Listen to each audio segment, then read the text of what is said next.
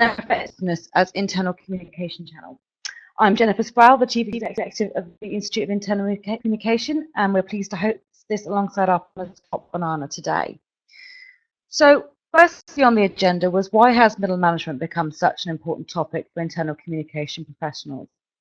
And I think it's clear to see from a lot of feedback out there that the communication skills of line managers is continually seen as one of the main barriers to success for internal communication. As often leaders and middle managers can set the tone and relationship for how an employee feels at their organisation, how they are treated, but also how they are communicated to. So we are pleased to organise this webinar today to discuss this key challenge and highlight some practical takeaways for how you could go about improving trust and communication with middle managers and leaders in your organisation. I'm pleased to introduce our speakers today. We have Hugh Wigley, who is Client Engagement Director for Top Banana, who is going to share some research around the connection between performance, trust, and leadership, and the vital role this plays in the relationship between senior leaders and middle management. I would also like to welcome Deborahs, who is formerly Head of Internal Communication for AXA PPP Healthcare, who's going to talk to us about how she's taken steps to build trust with middle management and leaders. Yes, we do want to encourage some questions throughout today, so there is a facility at the bottom of the webinar to post your questions. So if you do have some, feel free to add them on there as we go through, and hopefully at the end of the webinar we'll have a chance to go through some of those questions. So on that note, I would very much like to hand over to Hugh now, who's going to talk through some of the research. Thanks, Jennifer. People always said I had a face for radio, so now's my chance to prove that. I'm going to take you through a few bits and pieces today, very fact-based. Trust is top of the agenda for so many people at the moment. Just flick to the right slide, here we go. Trust is top of the agenda for so many people at the moment, demonstrated by the volume of people that signed up for today's webinar. So thank you again for taking the time out of your busy days. I'm going to talk you through, no more than 10 minutes, some results of a study that we conducted with the CMI recently. Now, I'm sure we can all agree that trust matters. The recent election demonstrated a significant breakdown in trust. And obviously the referendum last year, it was pretty clear that the UK electorate didn't trust the politicians universally on either side. It's not all about politics though. Trust, as our findings demonstrate, is a fundamental issue across UK businesses of all sizes, in all sectors. And this report focuses on the importance of middle managers. As a business time and again, we're challenged by our clients to help them engage their middle managers. And I spoke to our client services directors last week who gave me some quotes from their clients and their clients' leadership teams. People who'd refer to their middle managers as the silent sergeants, the slow-moving sheep herders, the permafrost layer, or the hot fruit beneath the crumble. That last one was actually from a CEO of a 2.7 billion turnover business. So you can see that people refer to their middle managers in many different ways. Whatever you call them though, the report demonstrates the need to engage and inspire them. So my plan is to give you a very brief overview of the findings today, just to give you some context. In conjunction with the CMI, we surveyed over 1,400 managers at all levels across all industry sectors, and we were really keen to understand the extent to which middle managers trust their leadership teams. What do they see as their own role in building trust within their organisations? And how confident are they in their capability and power to do so?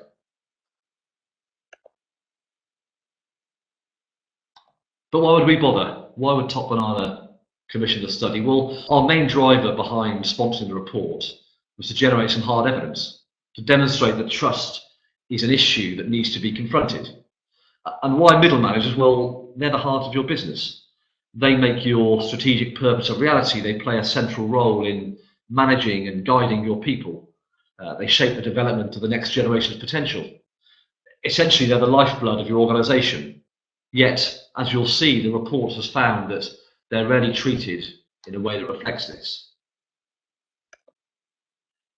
This is a great quote from George Bernard Shaw. And this research proves that the same can be said of trust. Business leaders may think that the trust is there, but the reality is the further you get away from the leader, the more of an issue trust becomes. Now, we believe that the biggest barrier to successful communication is trust. If there's no trust, there's no communication. And the report demonstrates that there is an illusion of trust in organisations. Now, if we agree that middle managers are the lifeblood, driving the strategy, growth and culture, we must work towards improving all levels of trust. Well, there isn't time to go through the full report today, so I've just cherry-picked some key provocative findings, I guess, to share with you. The biggest takeaway from the survey is that it's the first one to prove that there's a causal link between trust and businesses enjoying success. You'll see on the left-hand side there, high trust managers tend to be in growing organisations. In fact, in fast-growing organisations, the majority of managers have high levels of trust. Those managers who trust their leaders the least, though, tend to be in organisations that are declining. No surprise, maybe, but it's always good to have it in black and white, or black and yellow in our case. If we look at a few more statistics that came out of the study, I guess unsurprisingly, over 2/3 of respondents agreed that trust is vital if the organisation is to be successful. 80% of middle managers said that they believe they have an important role to play in building that culture. And that's a fantastic statistic. As communicators, as you all are looking to land a message, there's a high level of recognition from middle managers that they are important. So it's almost like you're pushing against an open wall. The alarming thing, though, is that less than 1/3 of them are made to feel important. So it seems we're missing a bit of a trick. They recognise it, they want it, they know they're important, but they're not made to feel that way.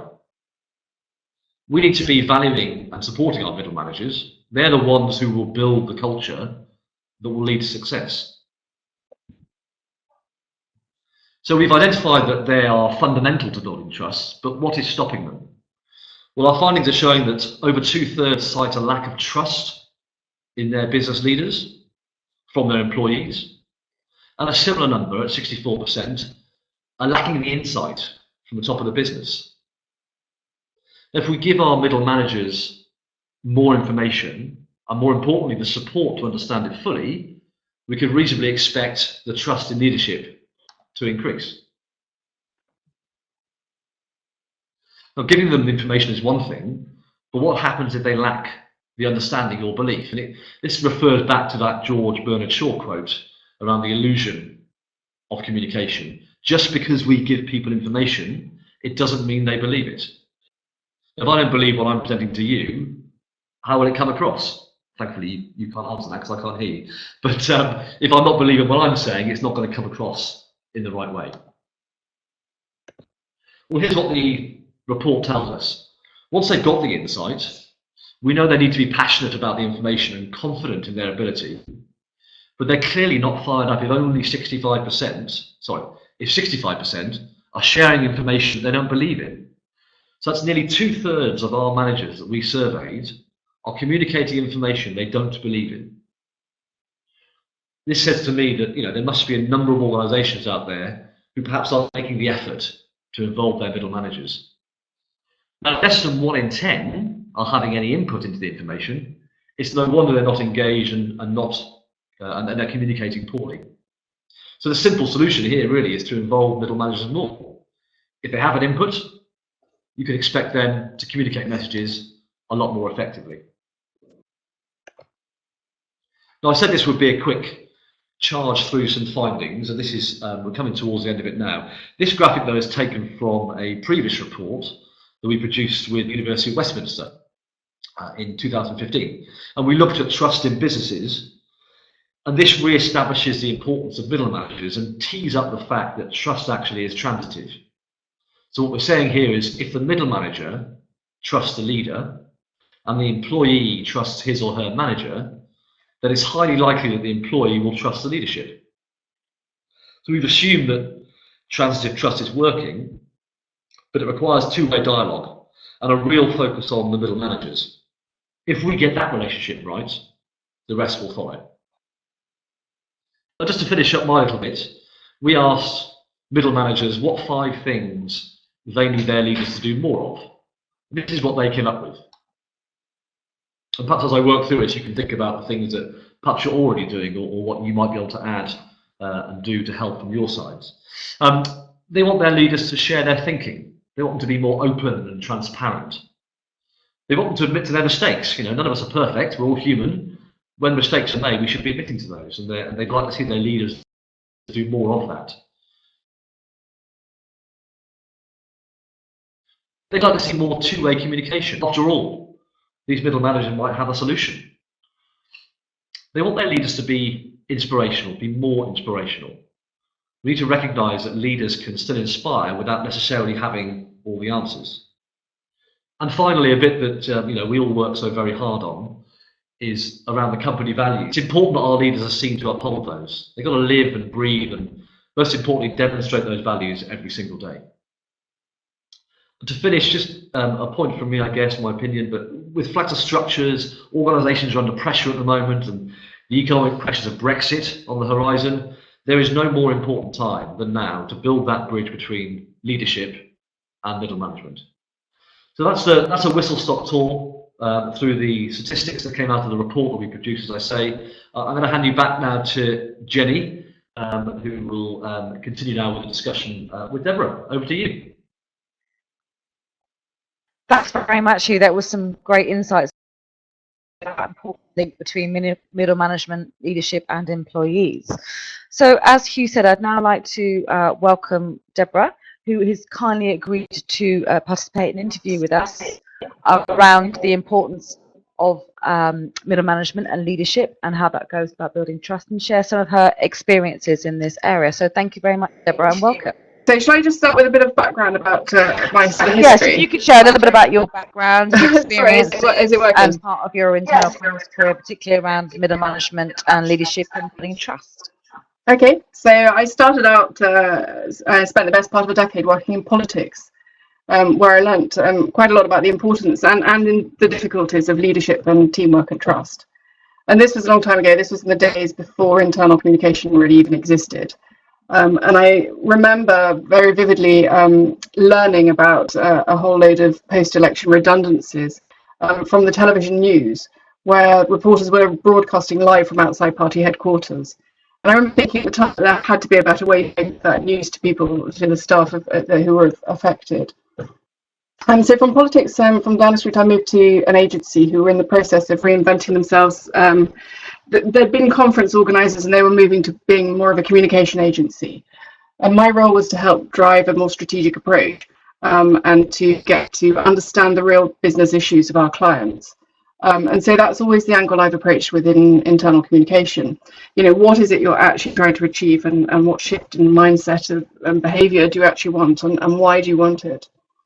And PPP was actually a client of this agency. And I was seconded there to manage employee communications when they were first bought by Guardian Royal Exchange, and almost immediately Guardian were then bought by AXA. And they had no in-house internal comms support. And they were going through massive change, and so you can imagine that employee morale was understandably low. And managers at the time, I have to say, were treated interestingly. When we announced the closure of 2 sizable offices, for example, we told managers, some of whom were personally impacted by this, we told them about it the evening before we told it to everybody else. And then we expected them to be able to handle, large amounts of highly emotional questions from their teams the following day. So I think it's safe to say I've learned quite a lot since then. That was 18 years ago, and I've stayed at AXA until the start of this year. And I'm now working with them as a freelance consultant until September.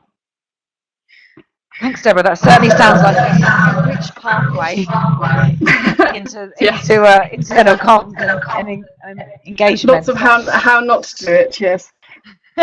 So my first question really is, we talk a lot about the importance of trust and its impact on organisational success.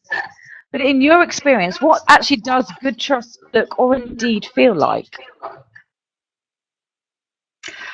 Okay, so for me, trust is about behaviour, and it's something you have to show, and it's something you have to feel. It's not something you can just talk about. And I've been in part of teams where trust is high, and it's really energising. So if I think about the components that were involved in that one thing that was really clear was there was a shared vision. There was total clarity about what collectively we were trying to achieve. I think there was also mutual respect for everyone in the team and their skills and the reason that they were there, part of the team, what they were there to do, the part they were playing. So everyone felt valued. And I think collaboration becomes natural at that point, and particularly when hierarchy doesn't get in the way.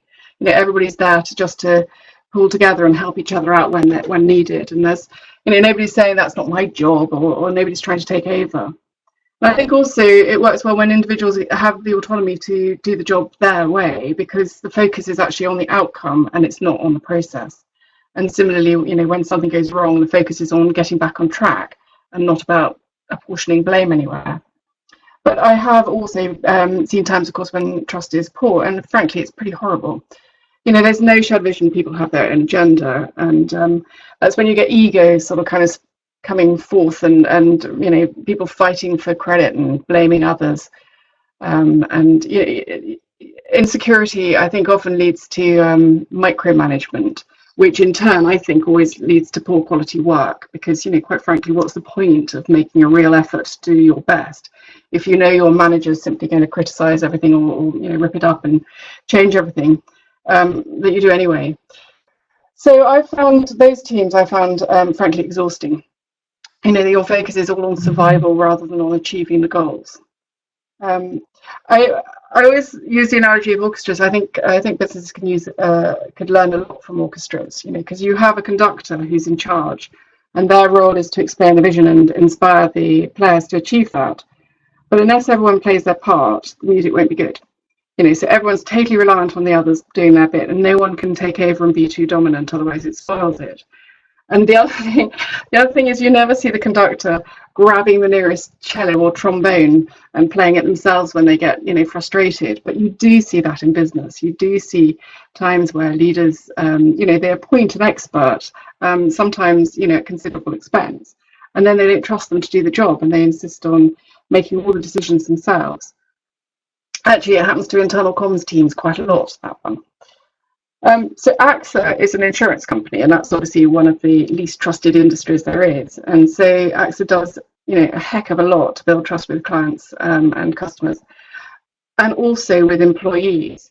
But that last in particular is not easy, because I think it requires all managers at every level to be willing to take a risk and to let go of stuff.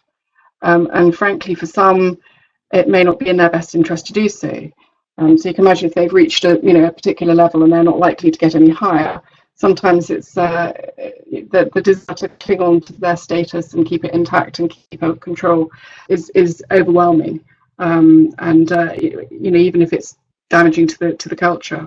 So AXA globally, the global CEO and the UK CEO are they're going great guns on this, and they're really putting their money where their mouth is.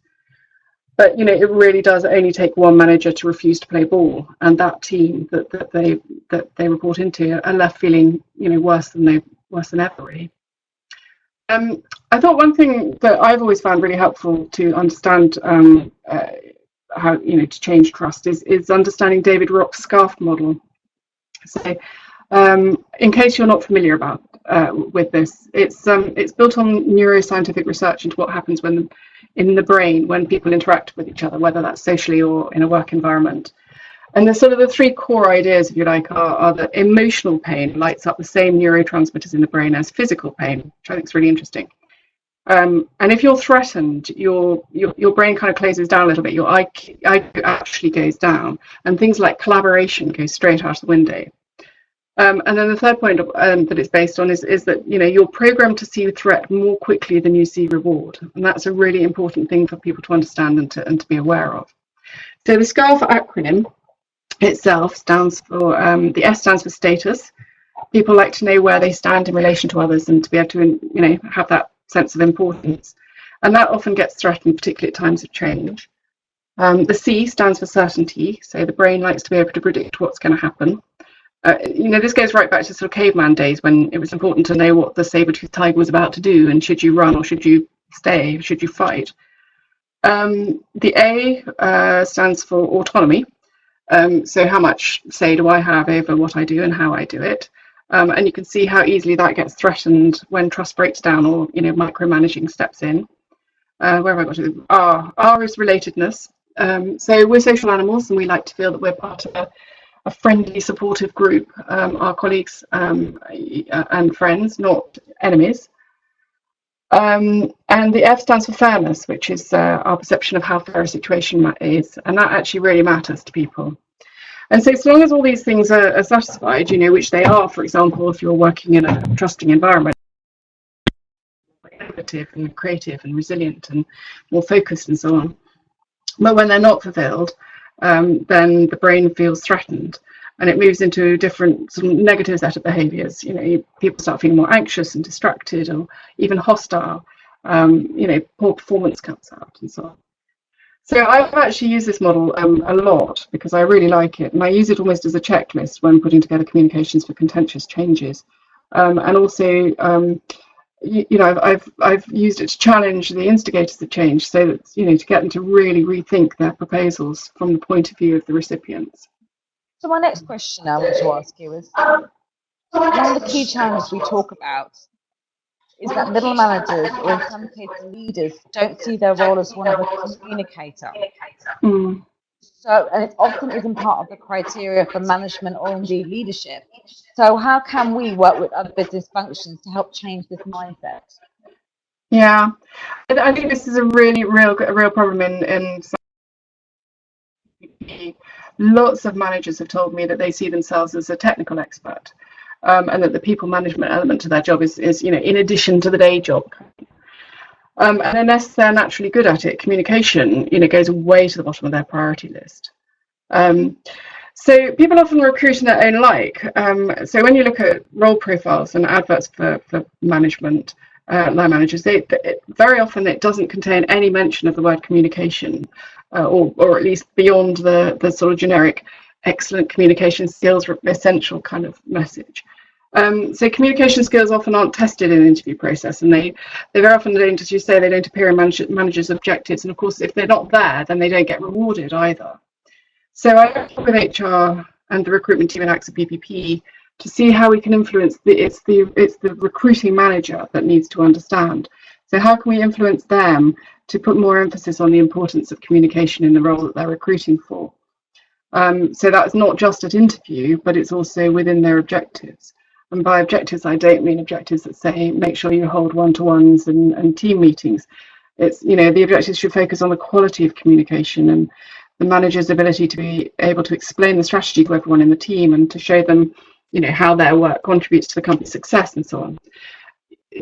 Communication is about motivating their team and ensuring high quality work and strong engagement. So obviously recruitment is about new managers, and I've been discussing with the team about how we can test those communication skills and set expectation at the very start of the role, so when the person comes in.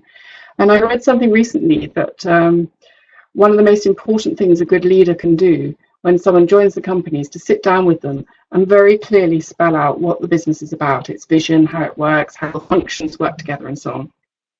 And also to set out what is expected of that individual. So not just in terms of the tasks they've got to do, what their job is. So in my experience, managers tend to replicate, what they've experienced from their own managers. And if they don't get very much communication from their own bot, why should they be expected to communicate with their teams? But I think sometimes for the bosses, not deliberate, it hasn't occurred to them that they should talk about what's going on. Because they're so busy being in the thick of it, being involved in it, they don't even realise that other people don't know what's going on. They think because they know it somehow by osmosis, everybody knows it. So I think the role of internal contact is very much about holding that mirror up to them, pointing out the obvious. How do you expect people to know that? You haven't told them. Pointing out the damage it's doing to the business and to them personally. So it's appeal to their ego, and showing them how it can be different. But one thing I'd say, you do have to work with the material you've got. So if your leader isn't a great orator, then it's probably best not to put them on stage in front of 4,000 people. And if they're shy, then floor walking is a torture. So you do need a mechanism that they're personally, individually comfortable with, and and help them to build up their confidence as communicators, because they probably don't have that confidence already. And the important thing also is that they start listening. I mean, really listening to what their employees are saying, and they do need to stick to that, because at first when they if they have an open Q&A session or something, they might just get nothing but moans and grumbles, because if the opportunity to speak to your leader is very, very rare, then you are, as an employee, you're going to get out the thing that's most pressing on your mind. It takes time to build a relationship, and you need to encourage your leaders to invest that time, keep at it, and they'll get through that sort of moany stage, and then they can start to have a more constructive, more positive dialogue, and that's the start of building up trust. Thanks, Deborah. There's some great insights there. So with that in mind, what do you think the internal communication can do to help build trust with leaders and line managers in an organisation? How can we as a profession constructively help with this challenge? Okay, I think there's so much we can do, and some of it's already reflected in what Hugh said earlier. One of the first things, though, I think, is to make sure that internal comms isn't actually part of the problem. And it can be. It can be if it focuses too much on what its senior stakeholders want, and not enough on what are the needs of the employees or managers.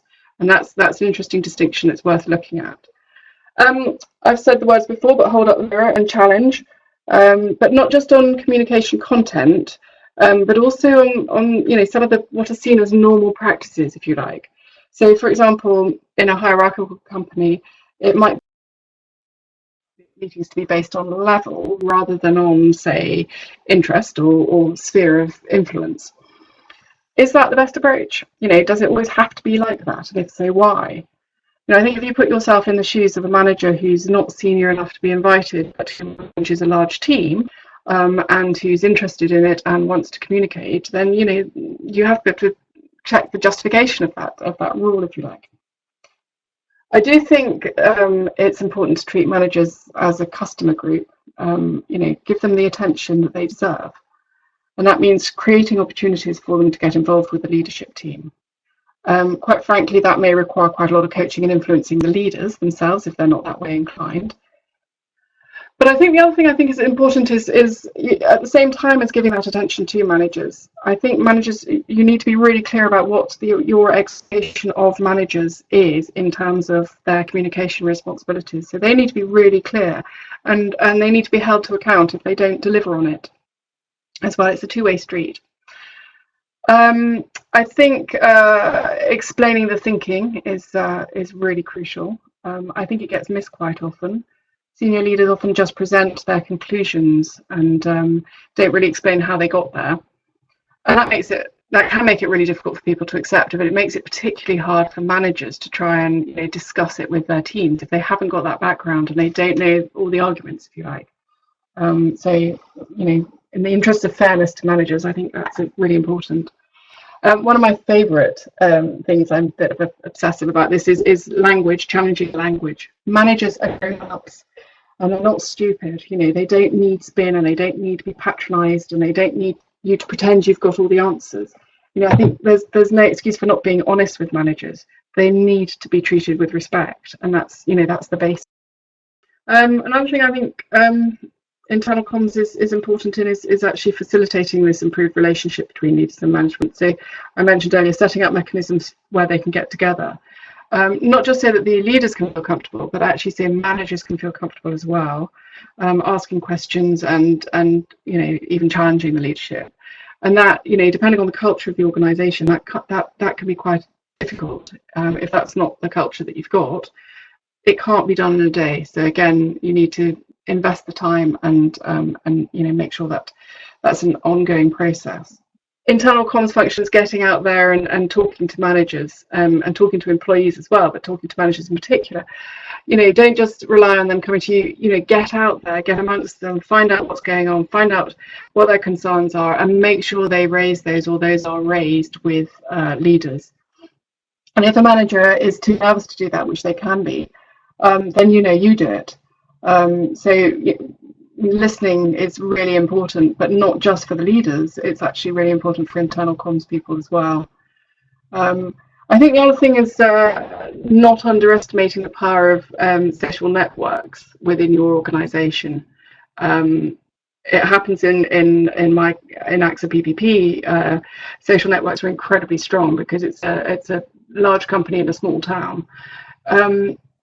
As we know, people trust more than their manager. So at the very least, you need to be aware of where the connections are around the place and know, so that you can know how quickly a piece of information made public in one area is going to spread across the whole business. I think the final point that I'd make is around unintended consequences. So many things, policies and processes and so on are put in place with the best of intentions, but sometimes that gets scuppered by unintentional consequences because they were not properly thought through from the perspective of the manager or the employee at the start. So an example for that, if a leadership team says they expect managers to be responsible for communicating strategy, or for communicating, sorry, as a whole, and then they bypass that when it comes to communicating strategy, the leaders may have a good intention. They may want to give extra weight to the messages and to make sure that people feel that they can access the leadership team and so on and so forth. But the unintended implication of that may be that managers are not capable of handling something as important as communicating strategy. And the unintended consequence of that, therefore, might be that managers don't feel trusted. And that's, there are simple ways to get around that kind of thing with leaders involving managers in the communication process, making them an visibly integral part of getting the message out there. And, that will then, instead of demoralizing the manager, that actually builds credibility, the manager's credibility in the eyes of their team, and it makes the manager feel trusted and it makes them feel important. And that's kind of what we're there to try and do. That's fantastic. Thank you so much, Deborah. I realise we have had some sound and audio problems today, so I do apologise. But we are recording this, so hopefully we can pick up some that might have been lost later on. But we have had just a couple of quick questions from some people on there. So somebody has asked you, with regards to the report you just talked through, when was this commissioned? And people would like to know where they can find out more information and download a copy of the report. Yeah, sure. So the report that we talked through today was done with the CMI, the Chartered Management Institute, and it was produced in September of last year. As I say, all the research was done in the months leading up to September, just after the referendum. So the report was produced in September. The report is available to download from our website, and that is op-b.com. We can, of course, follow this webinar up with an email with links, and people can download it from there. We do have hard copies as well, so if people would have a hard copy, let us know, and we're more than happy to send one out and post to you. I did also very quickly reference the earlier report that we did, just in case anyone was interested. This was done in February 2015, entitled Trust in Leadership and Winning the Trust of Your Workforce, and that was done with the University of Westminster's Business School. And a couple of their professors were involved in the theoretical side of leadership and trust, and producing a report which was backed up really by the evidence suggested in the CMI report. That report too is also available on the website. Fantastic, thanks so much, Hugh. That's really helpful. Deborah, someone has just asked what the name of the model that you talked about. Again, the scaffold, if you can explain the name of it again, also perhaps where they can find out more information. Yeah, if you it's the SCARF model, SCARF, and it was produced by David Rock. If you Google either David Rock or SCARF model, there's loads of information about it on the internet. Fantastic, thank you very much. We don't seem to have any more other questions coming through from the floor, so that just sort of leaves me to really say apologies for any sound problems. I'd like to thank very much to Deborah and Hugh for participating today in the webinar. We are also going to follow up on this particular topic in the next issue of Voice magazine, which will come out in September. So we're going to delve a little bit more deeper around the topic we've talked about, get some more practical tips and tools So again, we're going to try and keep this conversation going. So do look out for that. And in the meantime, we will try our best to put this recording onto the website, and we will hopefully then be able to continue the conversation. But at any point, do drop us a line at IOIC, and we'll always do our best to help you. So I guess that just leaves me to thank very much to Hugh and Deborah, and to everyone for listening. And I hope you've gained some insights and practical tools from all of that. So thank you everybody very much. Thanks so much. Thank you, everybody. Thank you.